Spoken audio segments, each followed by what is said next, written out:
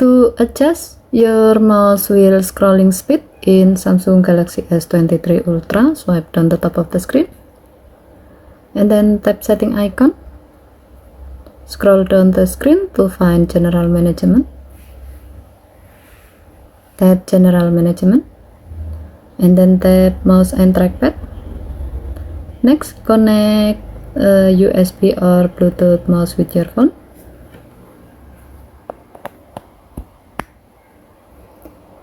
To adjust the mouse wheel scrolling speed, slide the adjustment bar under wheel scrolling speed to the left to get a slower speed, or to the right to get a faster speed. As you are adjusting the speed, try to move your mouse.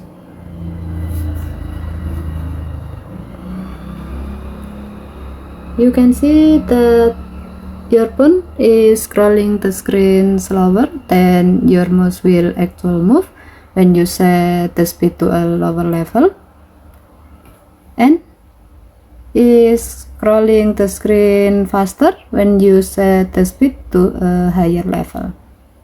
Okay, thank you for watching. Have a nice day.